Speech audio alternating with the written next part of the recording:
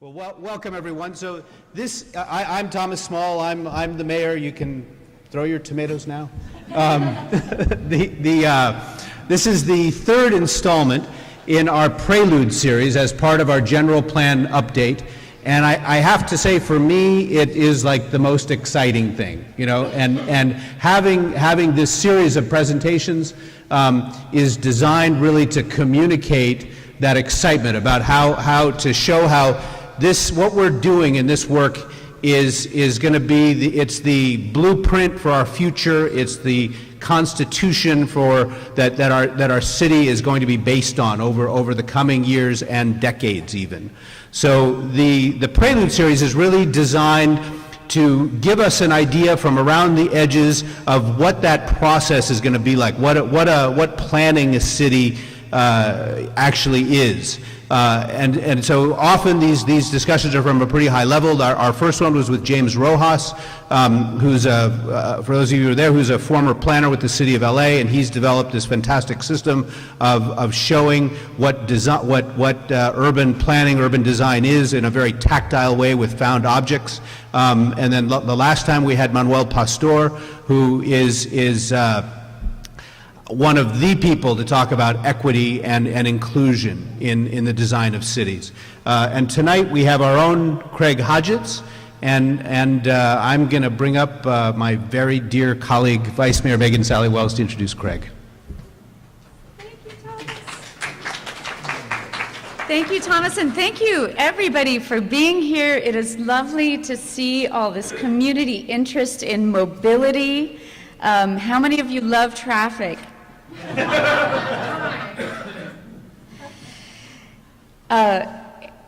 It's an honor to introduce Craig Hodges, who was an early adopter of Culver City before it was on the map of HIP. He is a Renaissance man, was just celebrated for his tremendous work along with his wife Ming Feng on renovating the Robert Frost Auditorium. Have you seen the Robert Frost since it's been renovated? It's outstanding. He has a broad-ranging background in theater arts, automotive engineering, architecture, and he brings a singular synergy to the design of challenging environments. And when we think about LA traffic, that is certainly a challenging environment. Before working on the Frost, he worked on such iconic civic landmarks such as the Hollywood Bowl and the UCLA Gateway. He has patents for a mobile logistics center, a prefabricated classroom, and an evacuated tube structure for the Hyperloop system. We're going to need to ask him about that. He's created legacy projects for the California Institute of the Arts, Art Center College, and Occidental College. He's also a prolific writer. He's contributed essays and observations to the LA Times and Cosmopolitan magazine, as well as signature books on science fiction icon Sid Mead and architect James Sterling. So without further ado, I'd love to introduce Craig Hodges.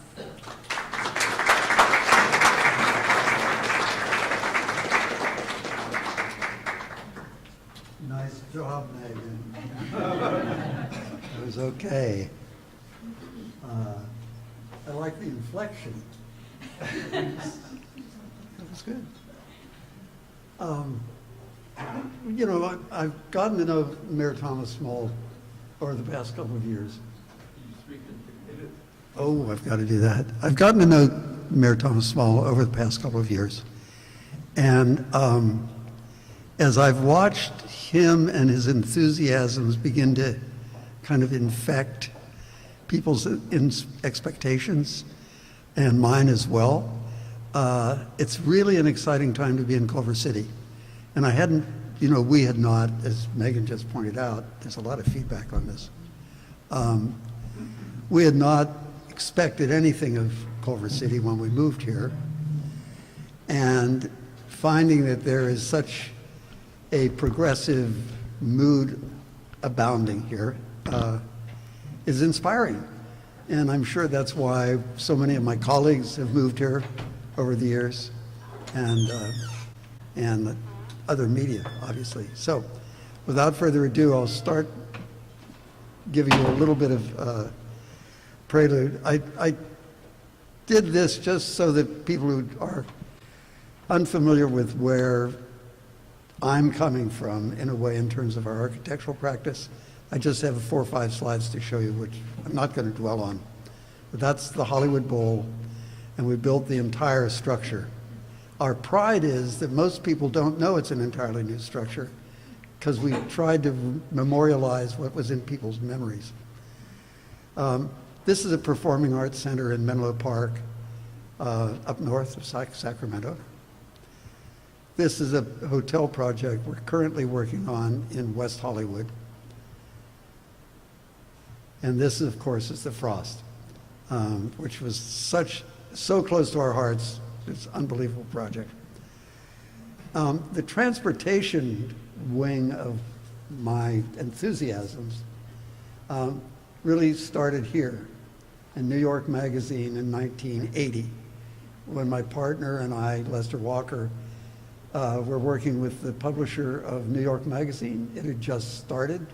He was looking for something to, well, today you'd say, make people click.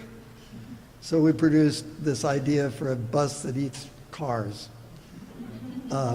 It was going to rendezvous with buses on the freeway at speed, hoist them up inside like a Star Wars vehicle. Not so impractical in today's world. With computers, you could do it, and then never stop. It would just always move. The Chinese have just produced something very like this in the last 2 years. I would love LA's Department of Transportation put one out in San Fernando Valley, but that's something else. And we've also worked with Metro on the Rosa Parks interchange station. So that's to give you a little piece of the perspective that I'm trying to come to. Now, the reason that I'm starting with this very high level appreciation of the task for this mobility project is because the infrastructure has grown inevitably from the way Culver City was founded. And there are some genetic sort of touchstones for that growth, which go all the way back to prehistory and the Romans. This is a Roman military camp. You can see it's rectilinear. If you move one level further, you can see that it's extremely orderly. The Romans brought this whole level of discipline to their forces going into Spain, England, Italy, everywhere. And this had a lot to do with bookkeeping and regimental order, because you could very easily identify who was who in a grid. The grid gives you addresses. And so that matter of addresses got carried forward into some city plans. This is Padua, Italy, which grew from a Roman military camp. And those of you who have seen Spartacus will recognize the kind of way that military operations were organized in blocks. We look at that, we think, what, is this crazy? All these soldiers lined up just all ready to get spears through them. It had to do with order. This was like a crazy idea to make everything orderly. Where the fun was around the periphery of these cities. The funny stuff was on the outside of the orderly stuff. I think that was so interesting, that the monumental things which broke the rhythm were scattered around the exterior of that grid. And so in certain cities, they became embedded, but whole cities were built in just this fashion. This is a Roman city called Timgad, and this is the actual foundations of the city. It's hard to believe there would be such exactitude. Now, in Rome, this was for the hoi polloi. In Rome, they did not care about order. They cared about fun. They cared about creativity. They cared about a culture. They weren't extracting taxes from those other they wanted to extract the taxes from their expeditionary places, but not so much from Rome. They were just enjoying the fruit. So you can see this huge contrast in terms of order.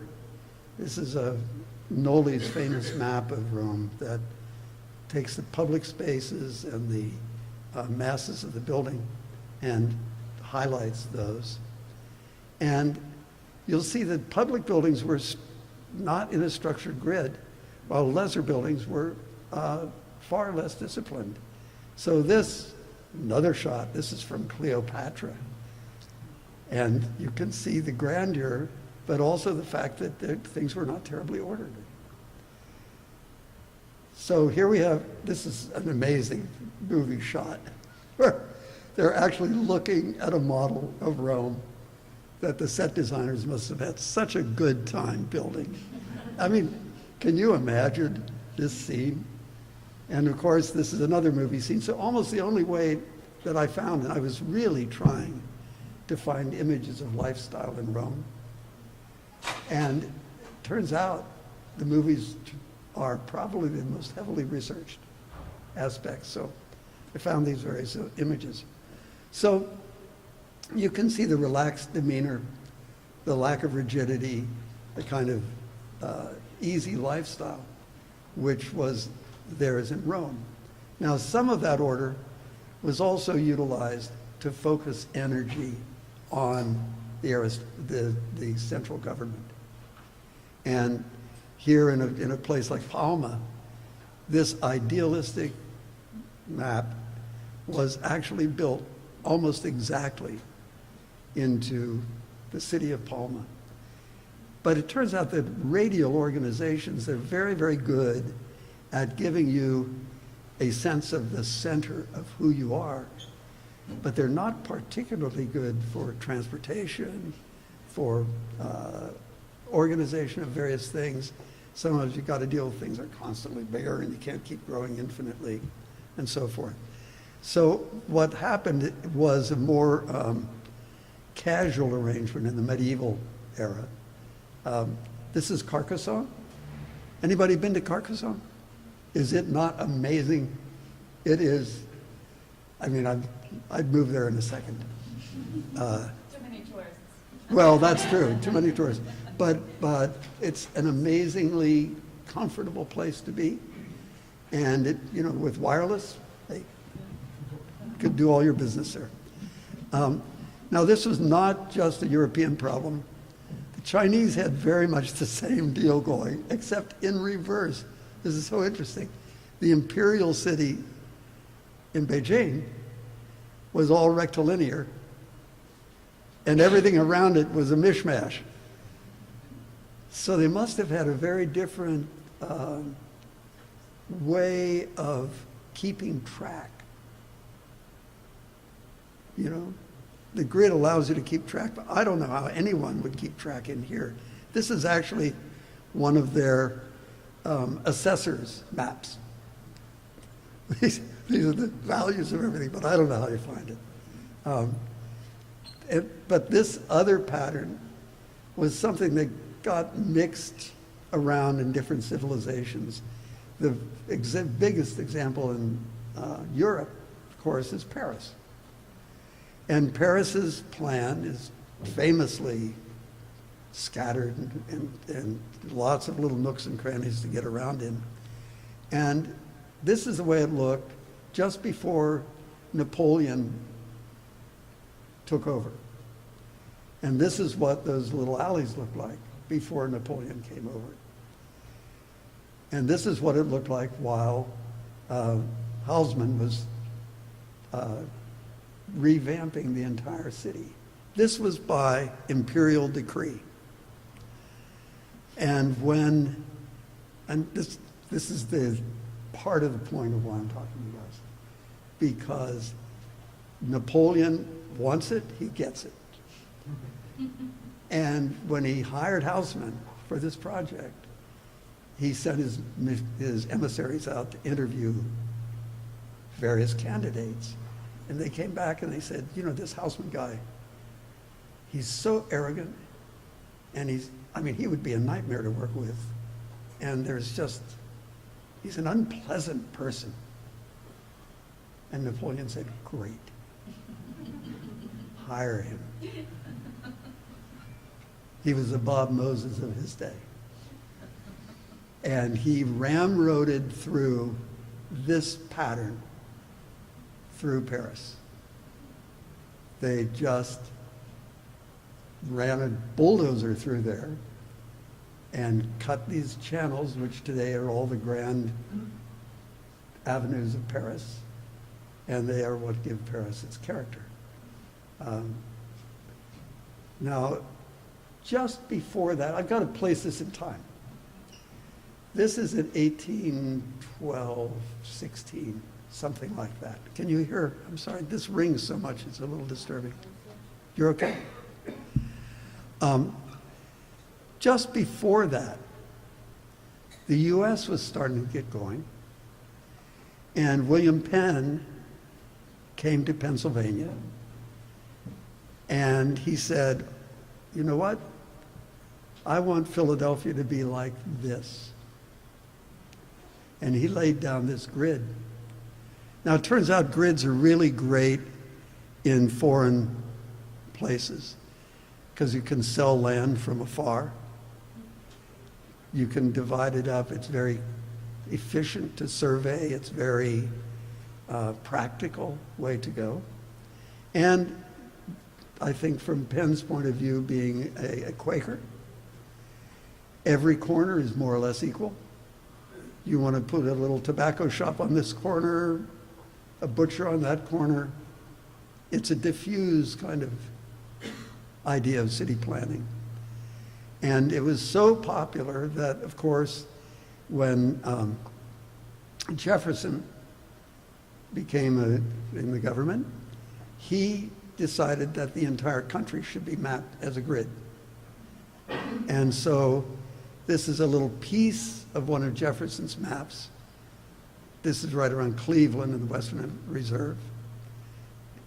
And as this picked up steam, the commissioners in Manhattan got wind of a grid. It's only, how long did it take to go 150 miles in 1800? A couple of days? So the word about Philadelphia's organization might not have gotten there so fast. But when it did get there, the commissioners said, wait a minute, the downtown area, Wall Street area, is all heterogeneous. But what if we created a grid for the whole city? Wouldn't that prompt growth? Wouldn't that make our city the most powerful city on the East Coast? And what they did was what Haussmann did. They rammed the grid through the hills and valleys of Manhattan. So this drawing is actually the contours that existed on Fifth Avenue, on Sixth Avenue, on Second Avenue. It was crazy. It was this crazy that they just rammed those streets through. And these are like photographs from that area show that somebody's house might be 50 feet above the land because that road had to go where it had to go. It was, again, it was not a consensual thing. You can bet the person that lived in that house was not very happy. You can bet. But that became the powerhouse for New York. Now, from my political persuasion, and I think you guys probably have a pretty good idea what that is, there were downsides to that, which were, I think, most clearly unveiled in movies like The Man in the Gray Flannel Suit, Organization Man, et cetera, and the recent TV series, Mad Men. Because there's a culture that pattern creates. It's inevitable. The environment creates culture. And so that environment of exchange, very quick, speculative exchange, right? Oh, that corner works, that corner works. Oh, okay, let's bid it up. That's a very practical, but not a very cultural way to live. So when the whole country now is gridded, so when you fly over, this is what you see. That is the Jeffersonian grid. That is it. And it's very even-handed, and it's very productive. And in these areas, we know that it's very conservative. Big evidence last night. So what I think we have to keep in mind is that this kind of ordering is not necessarily Broadway boogie-woogie. It doesn't necessarily produce that level of exuberance. And so when you look at the maps and diagrams of many different city structures, you see that in a certain way, New York is an outlier. You never think of that. It's actually an outlier for a big city. Barcelona, look at Barcelona, it's crazy. So now the stage is set. We're pulling into the 20th century. New York's all done. And here comes little Culver City.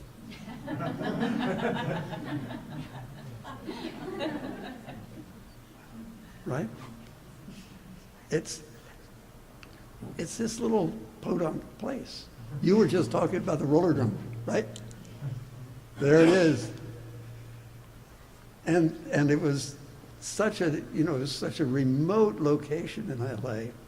It was totally the opposite of these intersections in New York, which were so productive.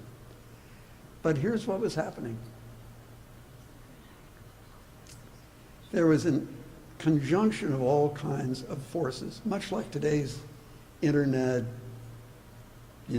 Steve Jobs, et cetera, et cetera. At that time, of course, it was electricity and electric motors, which allowed you to be productive, not just where there was a river with all this stuff, but anywhere. And there were telephones. There were telephones. And this is just in 1895.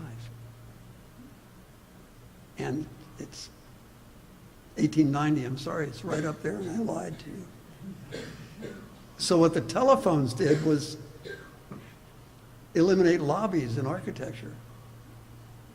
You didn't have to go and sit and wait for a couple of hours or even days if you were selling, I don't know, hair pieces. You could make a telephone appointment and get off the train, go there. The other thing that came about, and this is what fueled Culver City, is the kinetoscope,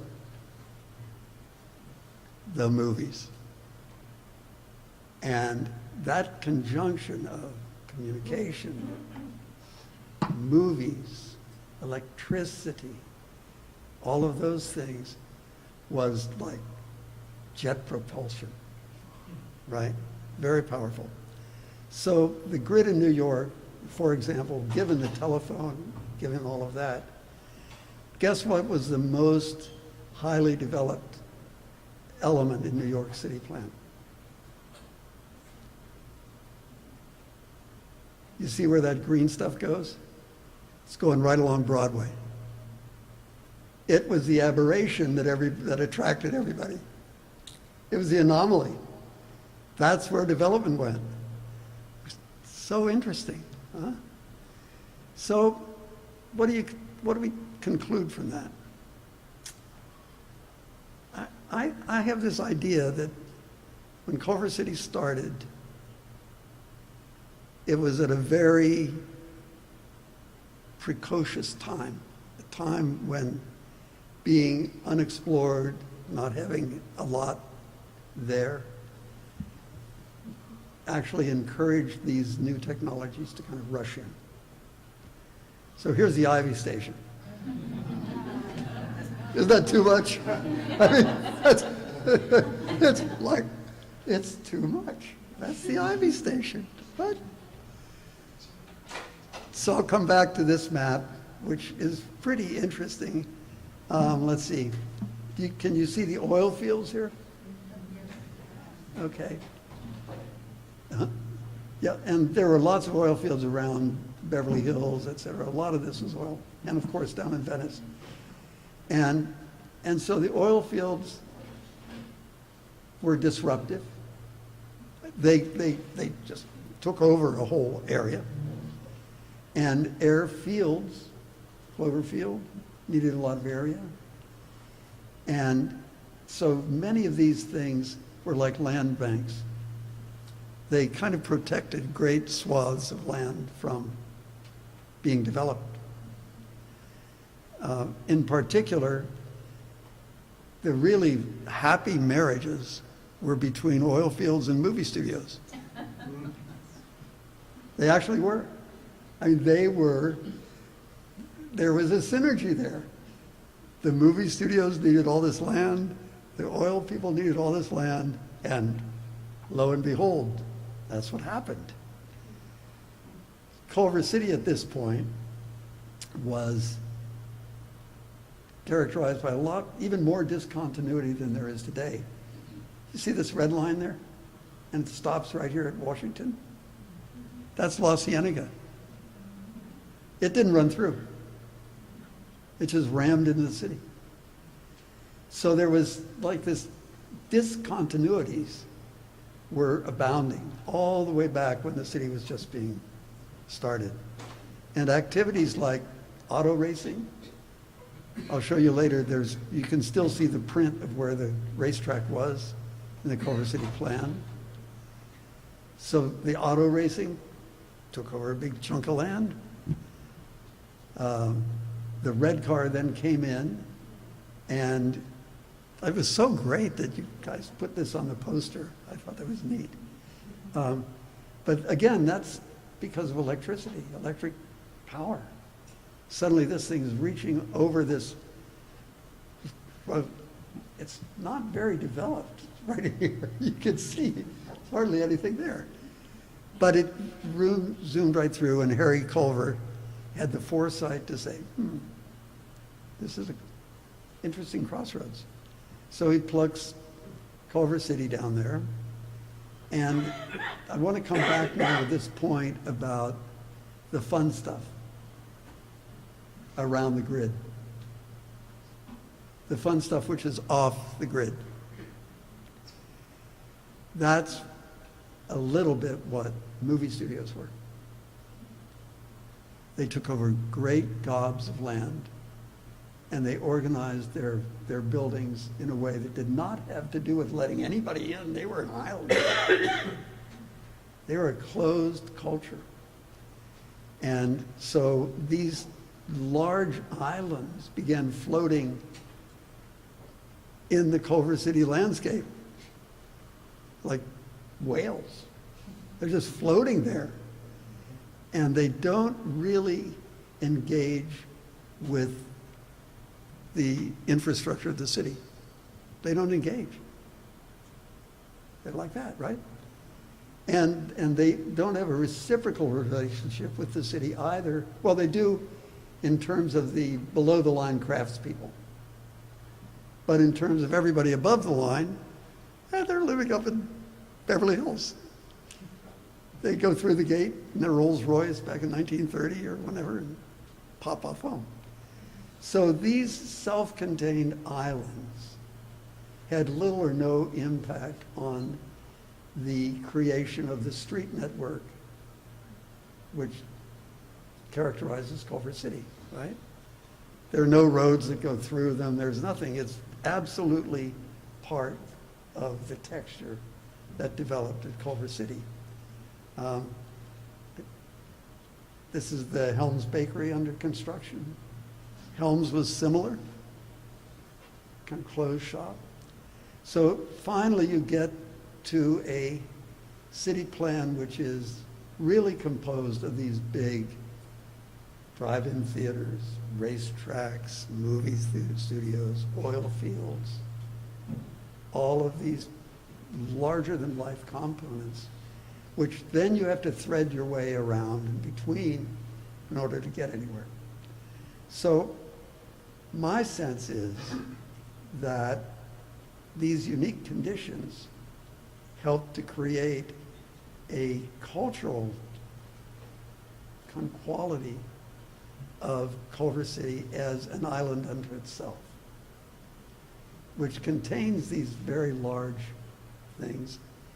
And in a way, if you thought about a kind of medieval city or something, these walruses that are around the city are like Piranesi's map of Rome. They're just chunks. And those chunks are the city. And so I have a sense that you either love it or leave it. Because there's an inevitability to what it is. It was not laid down by some deus ex machina. It was not laid down as an intellectual construct. It was laid down as an incremental kind of development, which gave, in my mind, the gift of all of these more or less self-contained, quiet neighborhoods, which proliferate. They are what Culver City is. It's as quiet, self-contained neighborhoods. And so I'm not sure that the conventional wisdom of transportation planners, and one of the things I said, Thomas, when that gridlock thing was that the idea of making it easier for cars is like a drug. It's an opioid. It seems benign, but in the end, that formula may not be the one that you want to follow. Things that are very, very orderly work really great when everything's very, very orderly. It works if everybody's in harmony. Right? But then if these guys kind of break down, they get to a different kind of behavior, right? And you start to get gridlock. Now I have to make this work. Let me see if I can do it. Because I really want to show you this. What did I do? Just be patient 1 minute. You'll like this. Oops. Oh, no. This is not my computer. Maybe I can't make it work.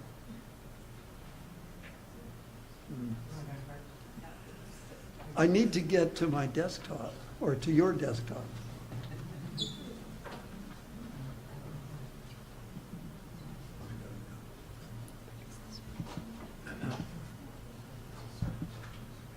Oh, it wouldn't be on your desktop. No, is it inside the presentation? No, it's not. It's in my presentation. Forget it. See, my technology got changed. That's that one right there. Yeah. I'm sorry. Ming and I were in Vietnam, which I highly recommend. Is that big on the screen? And we filmed a pool full of carp swarming. Most beautiful thing. A pool full of carp. A pool full of carp. The fish in the presidential palace in Vietnam. And their behavior as they swarm is another paradigm of transportation. And in Vietnam, there are almost no traffic lights, and the vehicles just swarm the corners, and nobody ever has an accident, and it's all dependent on human intelligence. So they're the fish, but I can't make them move. And when they move, it's beautiful. Believe me, it's beautiful. So with sensing devices and so forth and so on vehicles, some of the transportation planners are saying, well, maybe we don't need stoplights anymore. Maybe we don't need any of those things because my vehicle knows if something's coming here or here, and I just scoot across. And that seems to be, right now, the lore in the transportation industry. So this semi-crisis state, I drive Washington Boulevard every morning, and it's crowded. But I get to work, and I'm listening to NPR. Catch up on everything. And then, of course, Elon is talking about making another center at Culver City itself. And of course, there's a do or die question here of whether Culver City becomes a kind of hybrid of advanced technology, or, I'm glad you like it, or whether it just plunges into that arena and does more than put a Band-Aid on its problems. Right? If it takes the big step and becomes something that is state of the art, and becomes in a way a prototype for the nation. There are many of them in Europe, in the Netherlands, in Finland. This stuff is going crazy. And so it seems that it's on the verge of becoming a practicality.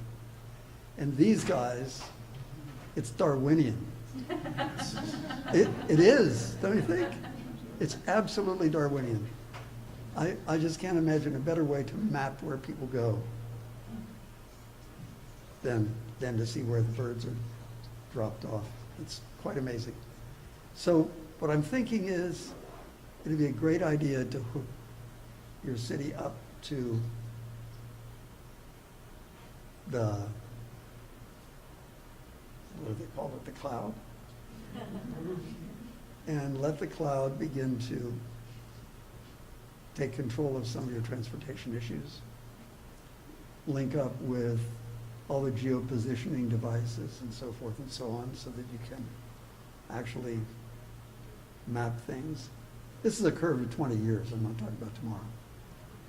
And rely on, something up there in space telling you where to drive. Let it go. Give it a chance. Join that community and become a member of that world. There you go. That's it.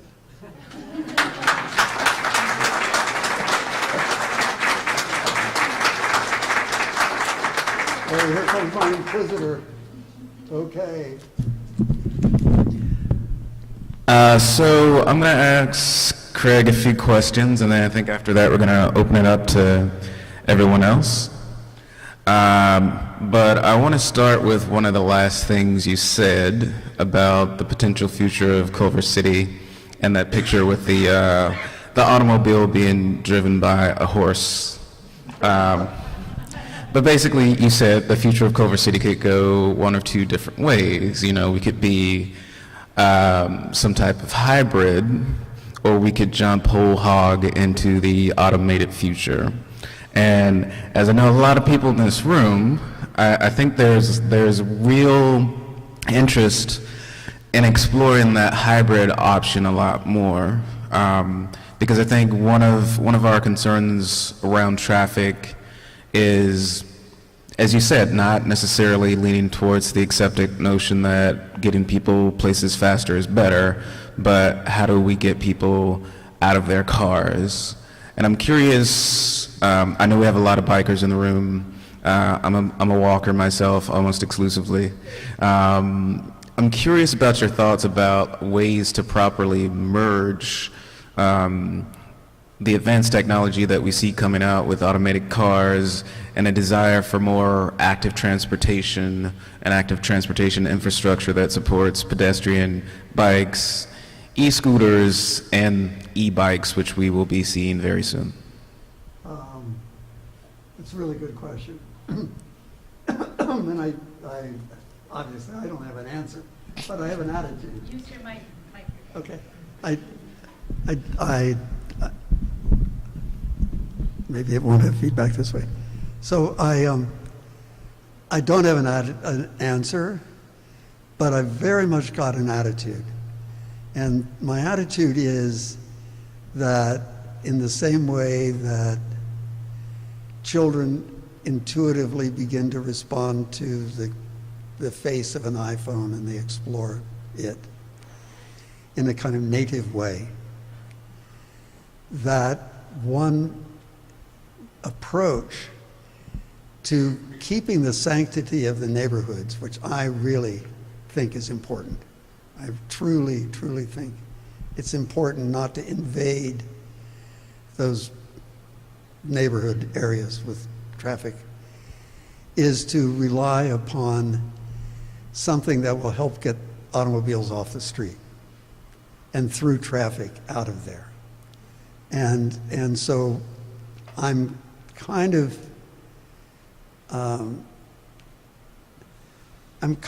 because I've been working with some people in the Hyperloop and stuff like that, I'm kind of convinced by their rhetoric as an ideation.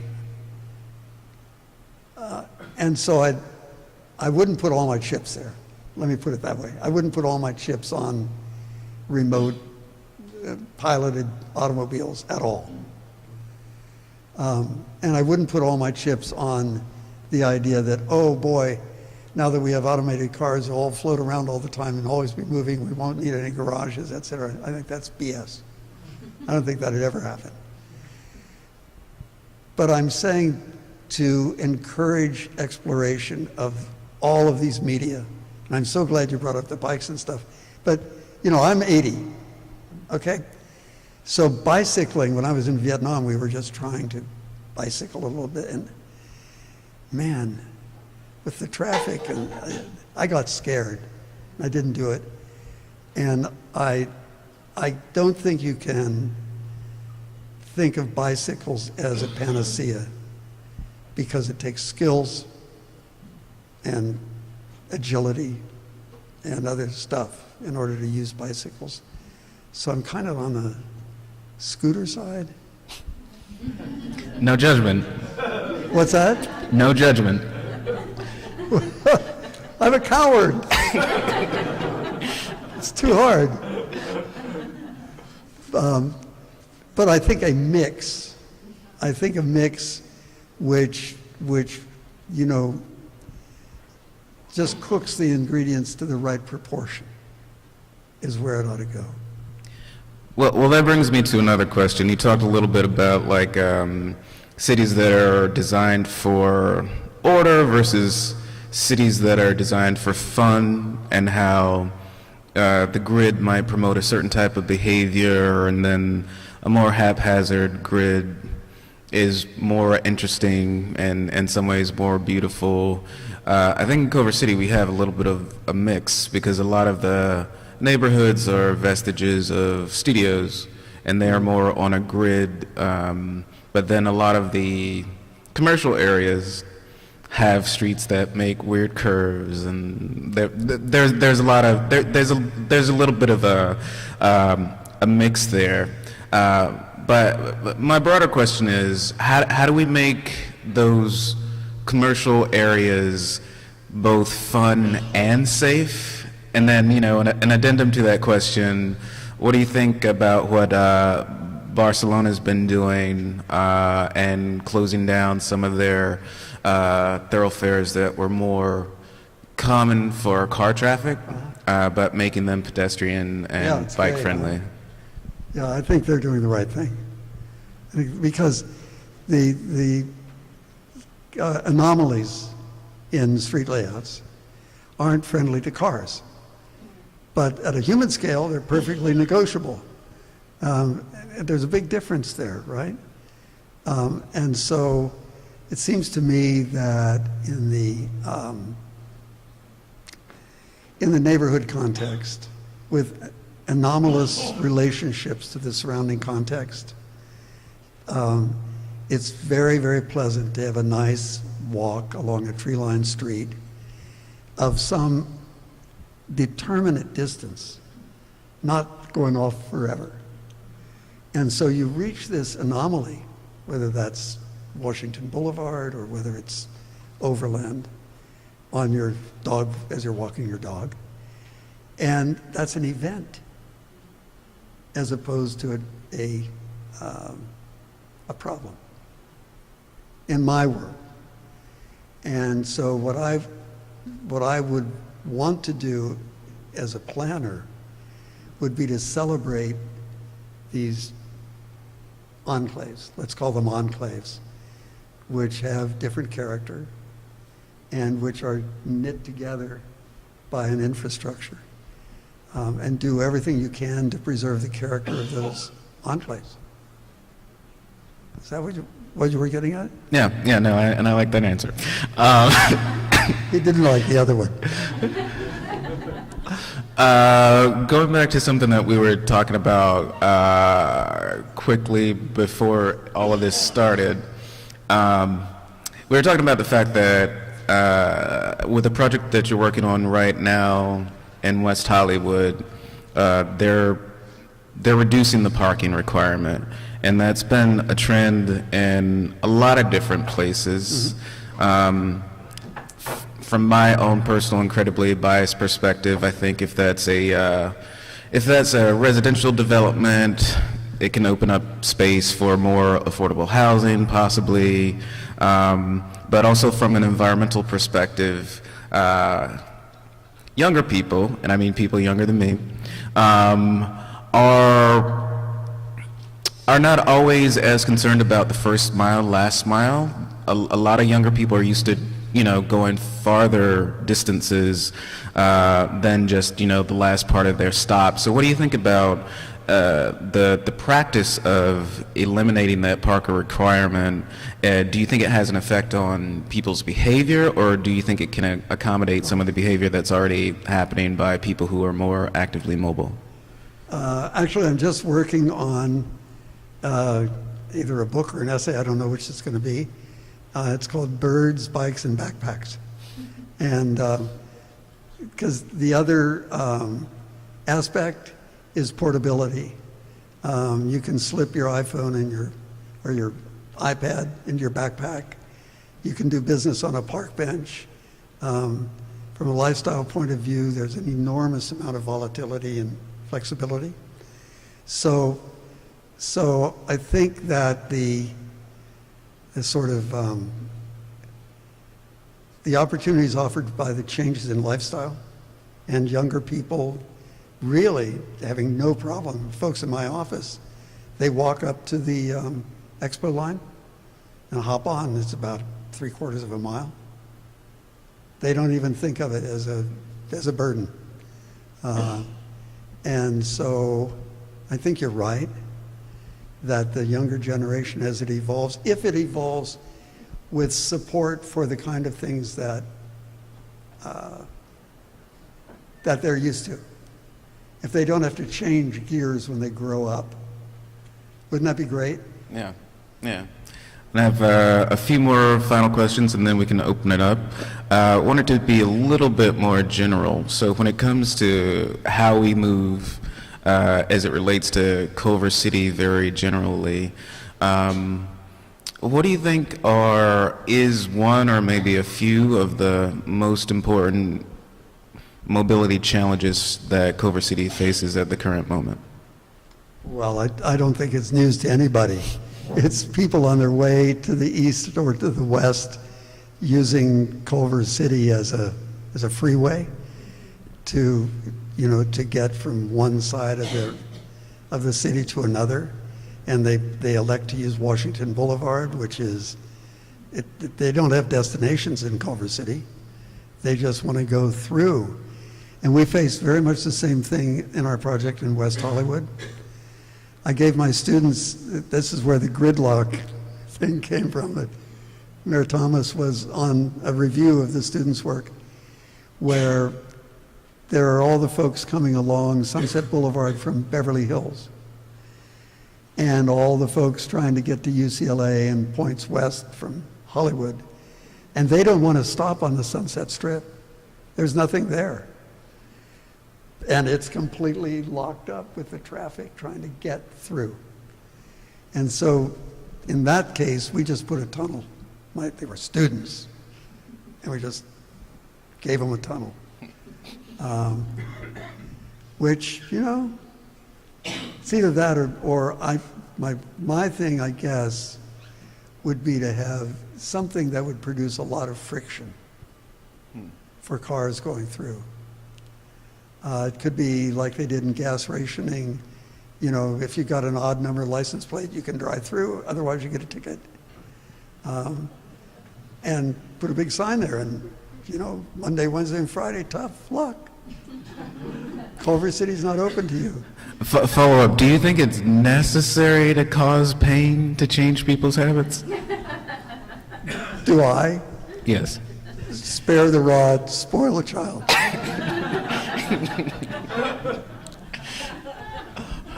Okay, and this is going to be my final question, and I guess we can see if other folks in the audience have questions. But when we talk about transportation and mobility a lot these days, a lot of people talk about equity in general, and a lot of the public transportation that bisects Culver City is mostly used by low and middle income people and seniors.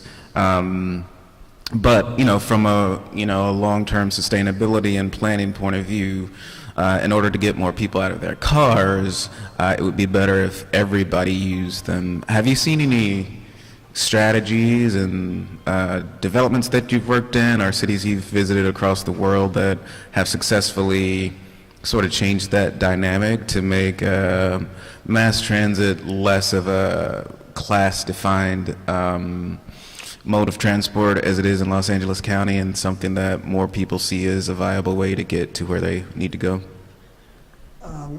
I think it has a lot to do with what you've become habituated to.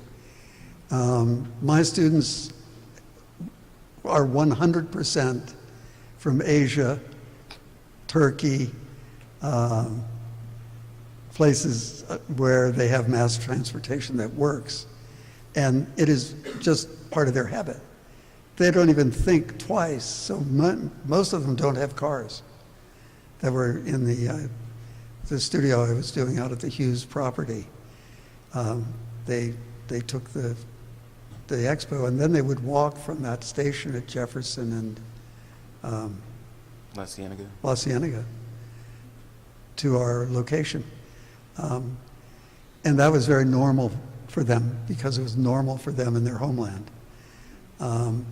I think it would be very, very difficult to get people in the habit when it's so inconvenient. Do you know what I mean? That's a real mountain to climb. So the last mile thing is probably the big kahuna. And clearly the bird could go a long way. What do you think about opportunities of activating Bayona Creek to try to facilitate some of that? I think that would be great. Yeah. Great, fantastic. Okay, I'm done talking. So if other people have questions, we have 2 microphones here on either side. We can have people line up.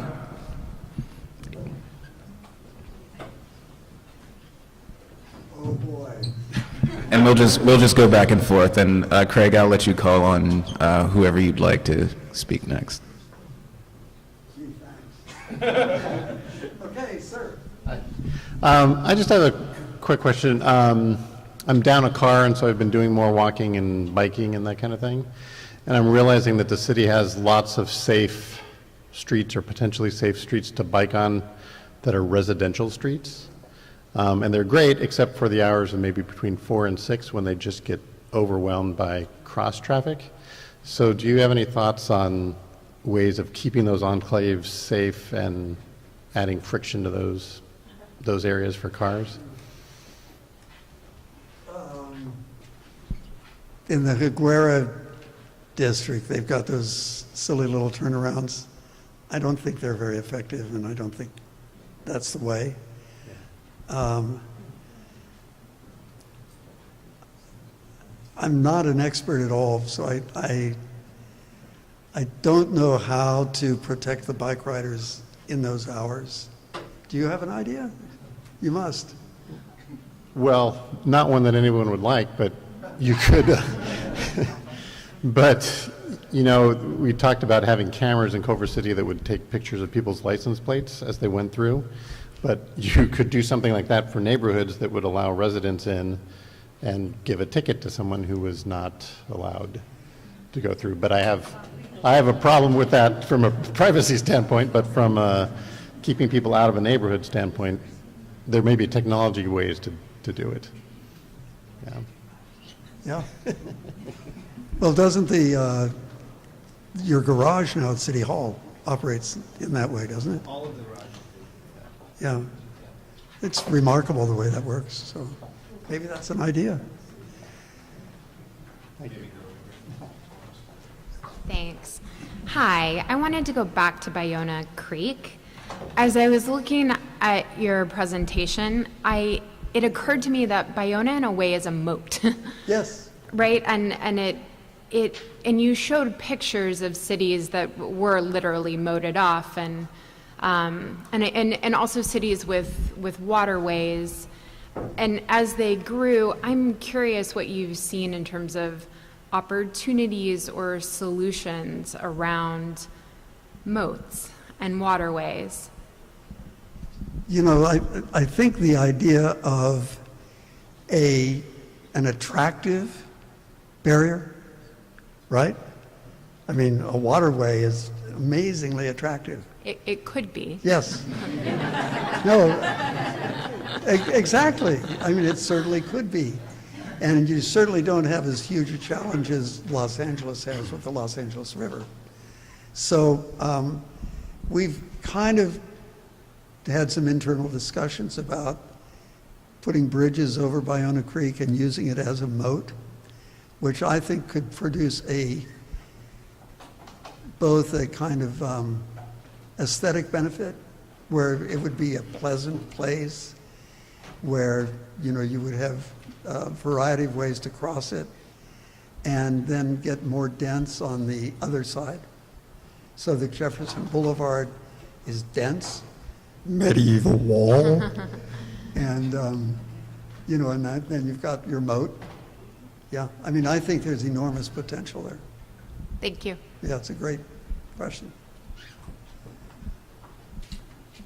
I was actually trying not to get into any specifics because it's better to hear it from you guys. Yeah.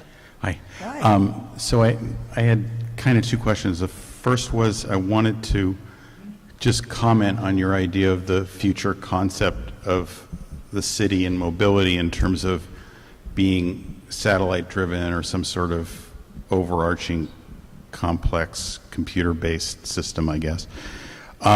In that it kind of freaks me out in the sense that it's all controlling and people don't have any analog option if you didn't have power or it got hacked or anything like that. So I think that there's a large downside to it because there's no backup system. So if you're in a vehicle or you're on foot or however it's maintained, if that goes down, you don't have any kind of normal street grid system or however it would be organized to be able to counteract that if whatever was feeding you the information no longer existed? Well, two things about that, I think. If you think back to when it was terrifying for an automobile to go 15 miles an hour, and you were lucky if you made a trip without a flat tire, and the technology was developing, but certainly not there, and you were very vulnerable if you were trying to break down. That's something that people's ingenuity has kind of always found a way around. In other words, I'm hopeful that we don't become dependent as physical entities on that stuff, to the degree that if it goes down, we can't get out of the car and, walk or push or do whatever, because we're basically animals, and that's our nature. Right. So it doesn't frighten me from that point of view, of the breakdown point of view.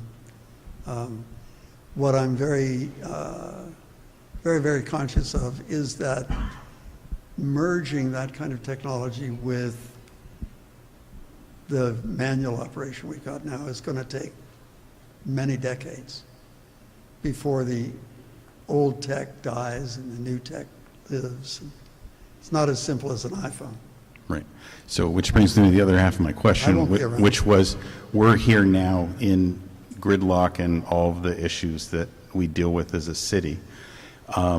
And I think part of what you said before I thought was an interesting idea about, well, in terms of all the different things that are out here, in terms of not thinking about that future project, but all the things that are going to come before, in the sense that we're going to be creating technologies or other alternatives or whatever to get to wherever that place is in the future. And that, in a way, is going to determine what that is in the future. Yeah. Right now, we think, oh, well, something in the sky, it's so great because it's going to organize things in a way that we don't really have to worry about it. But the reality is we're going to create other stuff before that ever That's happens. exactly right. That's going to determine what that becomes. So, but the other part of this is, I wanted to ask you, and you said a few minutes ago that you didn't really plan on stuff, but I was curious to know what some of the interim steps between where we are now and towards that better future you think are applicable to Culver City. Oh my gosh, I really haven't a clue. I really don't. I haven't given it enough thought to think of something. I know where I would start looking. I really would.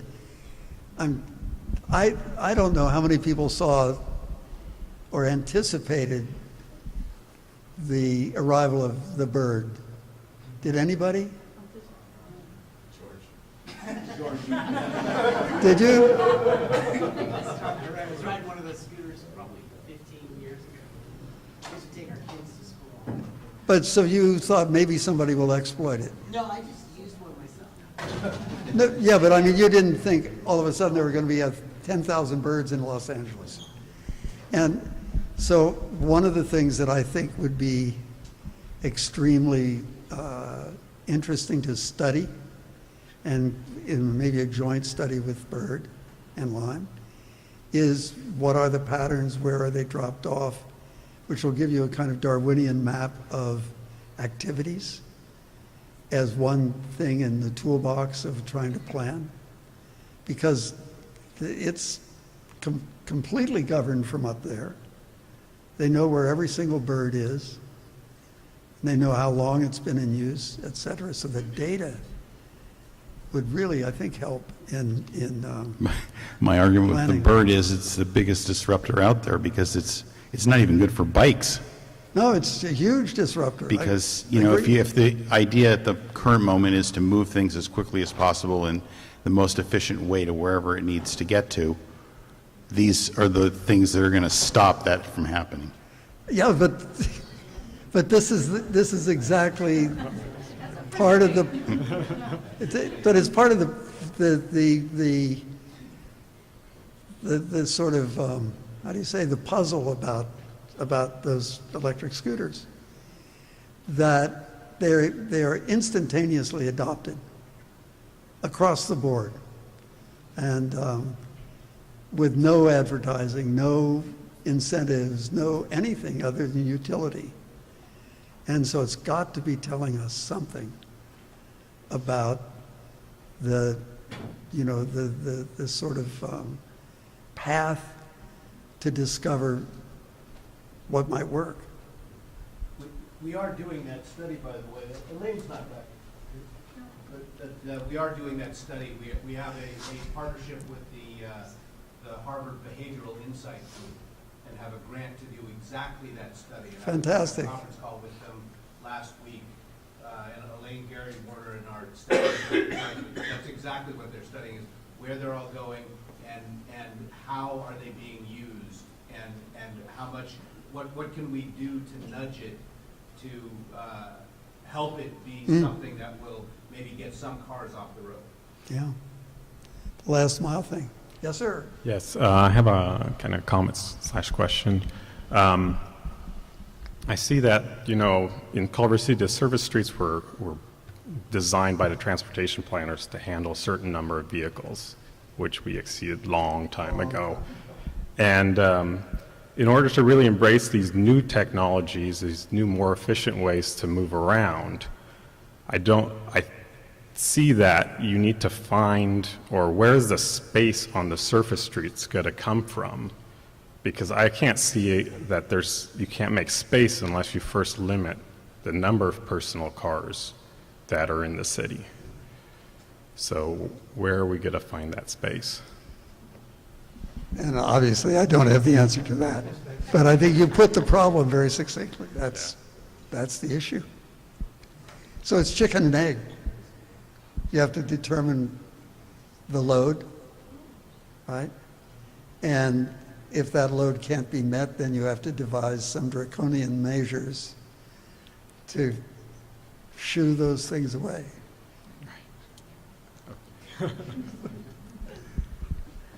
Yes, ma'am. Thank you for your inspiring lecture, and it made me think. I loved it how you told us that the quality of Culver City is those big anomalies that come together and the fringes between them, and you compared the urban fabric with Rome, and then I was thinking, those anomalies here, sometimes they're so big. They have a scale that fit with the cars, but walk-wise, I would like to go on with those differences and make them bigger and stronger. The light at night, sun-kissed, lights up differently than Higuera.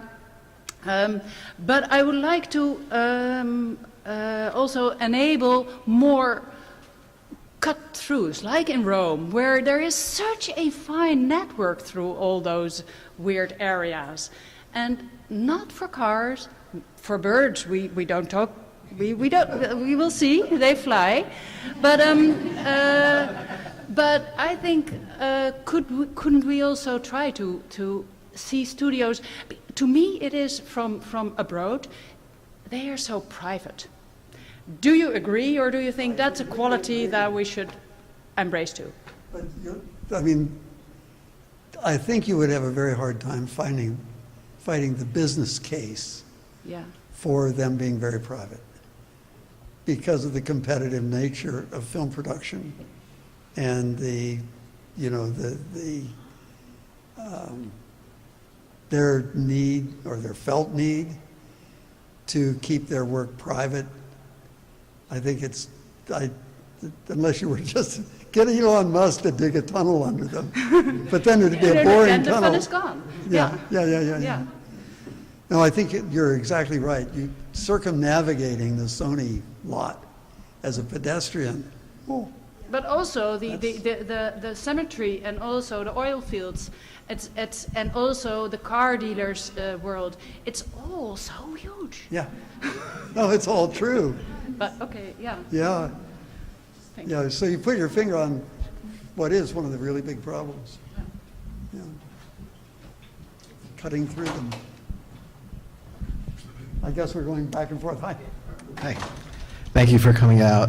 Really, your take on how everything's at maximum capacity right now is right on, and the pass-through traffic going through Culver City is tremendously burdensome on people who live and work here. So I'm just curious, do you have any suggestions for how a local government can work around the historic norms of traffic engineering and the legal constraints of the NACTO guidebook, to advance these creative ways? Because it's like, even as much as we want it, we keep running it against the wall of the guidebook says no, and we're trying to come up with creative uses of the public right of way, but the guidebook says no, and short of budgeting more money for lawyers, what is that break? Is it just political willpower, or do you see there being some other mechanism to allow governments to be creative? I had a very good friend who was a planner in West Hollywood, John Chase, and he was fighting that battle for Santa Monica Boulevard, which was a Caltrans dedicated artery, and he wanted to put some more attractive lighting fixtures. That's all, just more attractive lighting fixtures to cast light on the building faces and stuff. And it was a battle for 10 years with Caltrans, because their standards are very rigid. And I think it's totally political. And maybe some wise person could put a ballot measure out there, and then it's the will of the people. You can't do a federal ballot measure. What would be federal? Well, because they're federal laws that dictate. The NACTO. They're federal laws that dictate these things. Well, Not even state laws. well, Kallenbach's book on Ecotopia said, California just seceded. I've always been a fan of that. Yeah. So pretty much more money for lawyers.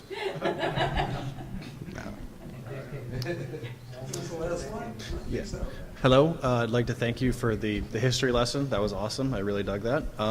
Two comments that are also questions. A lot of talk has been said about the bird and, kind of a bit controversial, but they're really good for the first mile and last mile problem. America has always kind of had their metro systems very poorly designed, or we're always kind of trying to catch up.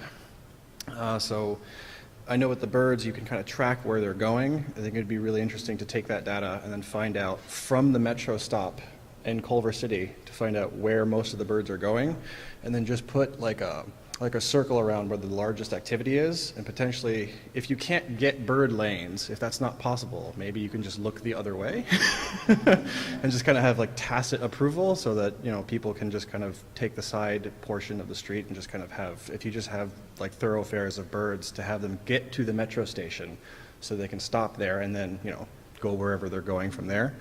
I don't know if you could consider that, or if that's even a possibility, but I'd hope you would. And the other thing is self-driving cars are great. I don't want to denigrate the technology, but they still have the problem of mass. So if you're just one person in a self-driving car, you still have a problem of congestion. So right now there's a lot of pilot projects with self-driving buses. I know China's Google, Baidu is trying to roll out all kinds of stuff right now in their major city centers, as well as different pilot projects are going on in Europe.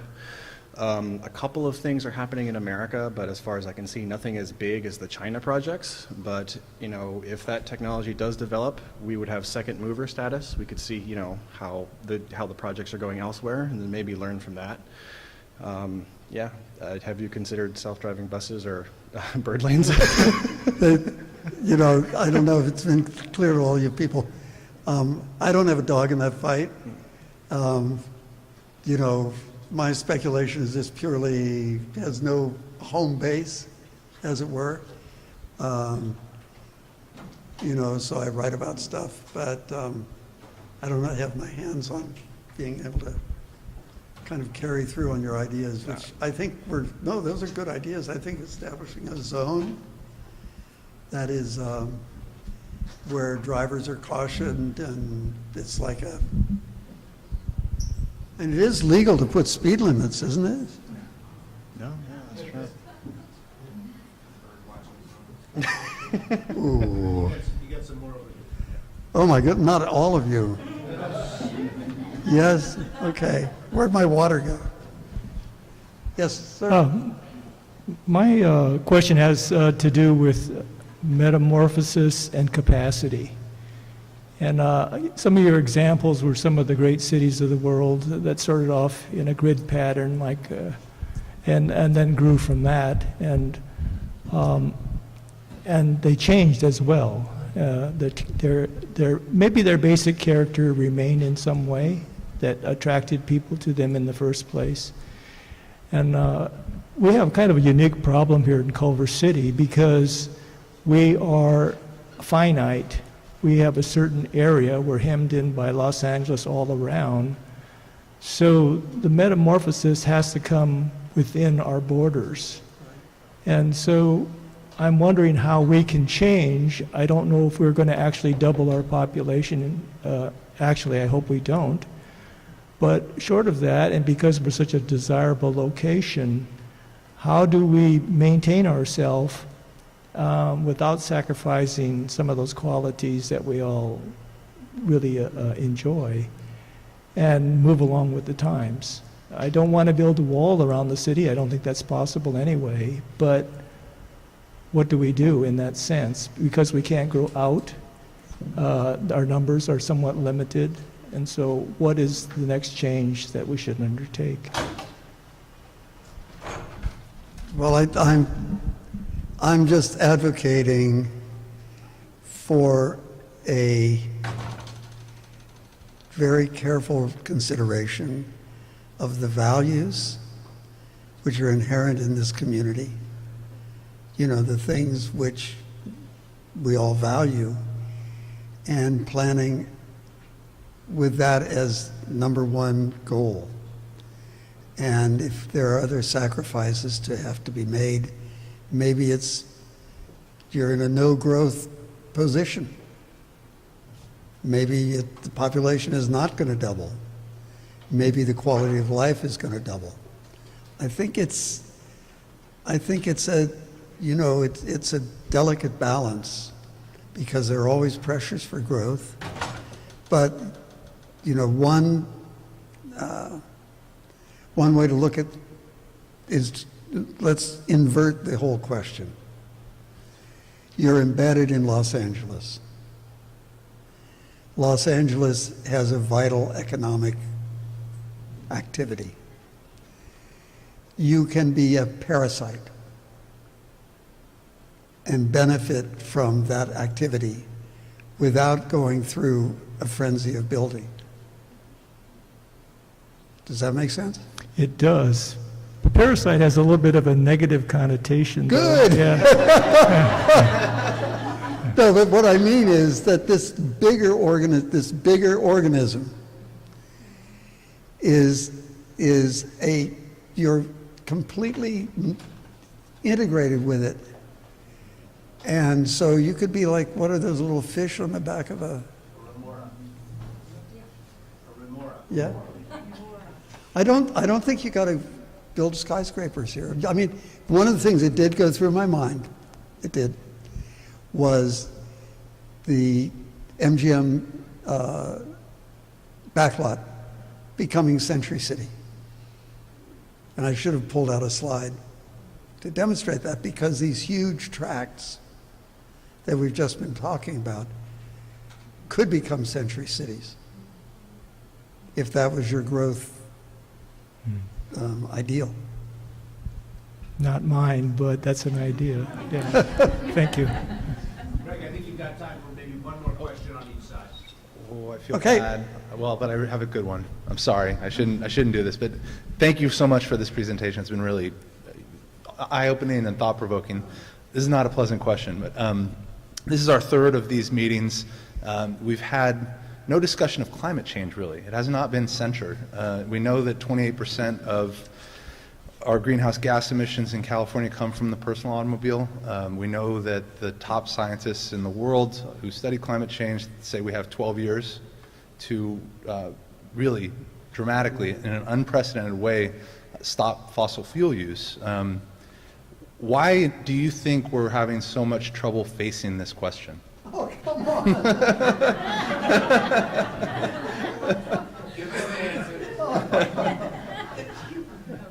You're a thinker of big thoughts. I thought you might have a good perspective on, because something's wrong in our discourse, and I don't know what it is. Well, let's say if you just went to the infrastructure of supply for building materials. Just go there. To transform that into a condition where roofing is, it anticipates solar collectors, let's just say, and do it as a generic thing rather than a specialty elective item, right? If that were the case, if I could indeed make a phone call and have my deal there, tomorrow without a building permit and so on, I might be motivated to do that. But there's so much red tape and so many questions. So I think the infrastructure has a lot to do with it. I really do.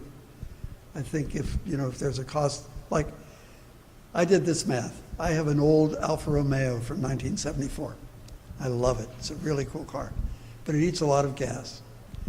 And a few years ago, the traffic got to be nasty, and I said, I'm not going to drive this anymore. I'm going to buy a new car. And Alfa had just come out with their fire-breathing little T4 or whatever it was. And I said, well, that's cool. But I did the math, and I found that a electric Fiat, could be leased for less per month than I was spending on gas. And that's what I drive. It's completely convenient, frictionless to purchase, frictionless to drive. And the great thing, you guys that do not have electric cars, just think about this. When you're in traffic and your engine's going, like that, and an electric car, it's just off.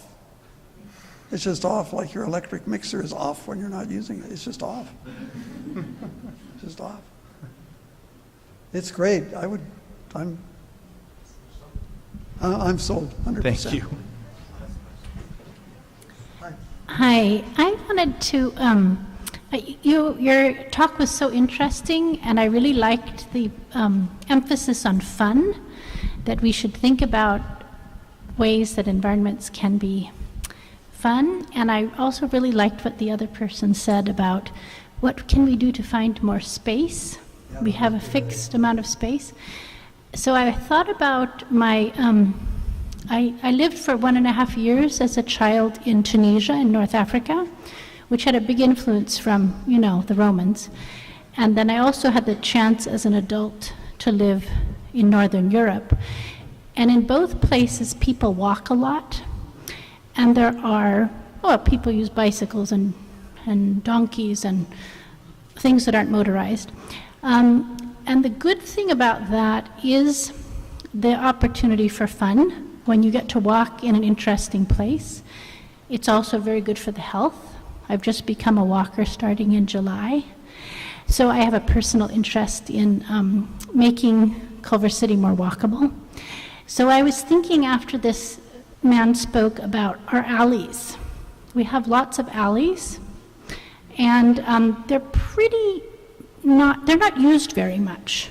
Sometimes people go down an alley in a vehicle, sometimes they're walking in the alley, but I was wondering if you have heard of any examples of alleys being changed into places that are used.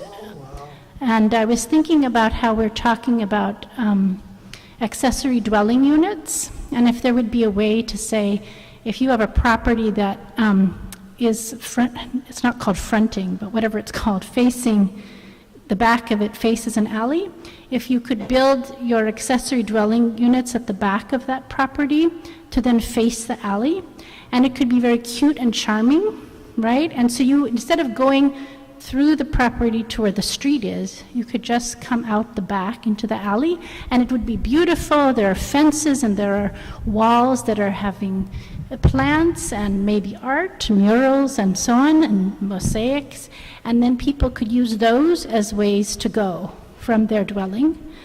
And the tricky part is once they get out of the alley, which is no longer a typical alley, but a really great alley, then they come to the street where all the cars are going like this, and it's, perpendicular, and how can they go there? So maybe there could be some traffic sensing, this is your modern high-tech thing. It could notice that you're there, and you get preferential treatment if you're not in a motorized vehicle. Because the thing I don't like about the birds is, for people like me, I need to move. I need the exercise, right? So there are plenty of slim people that can go on the bird, and that's good for them. But for the rest of us in the United States and in Culver City that are obese, we need to be finding ways to use our bodies and burn calories. So have you heard about any places? This is a great vision. And in Venice, Venice has walk streets and then alleys. In the parts west of Lincoln, or west of Pacific.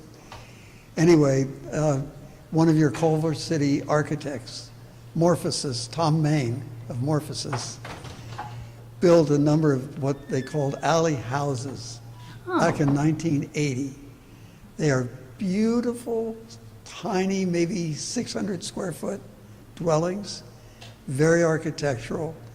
I forget the name of the street in Venice, but if you were to Google Morphosis and search for alley house, they are delightful little confections, and they do exactly what you're talking about, just exactly.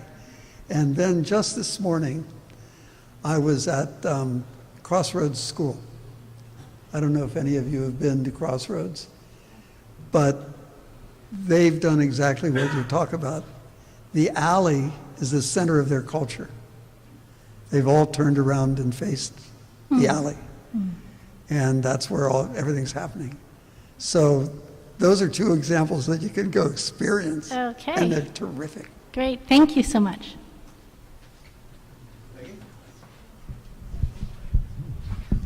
So I'm going to quickly just close this out with a last framing thought.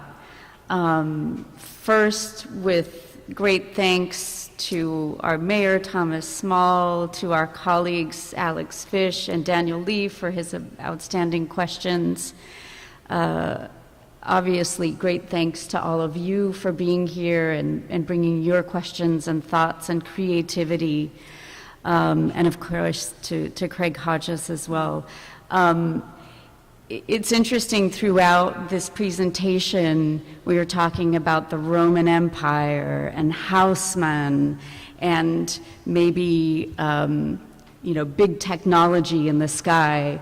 And I know you're an architect, so we're looking at from the architect's view and how are we planning our cities to get around, and what are, who are these people who are making these decisions for us.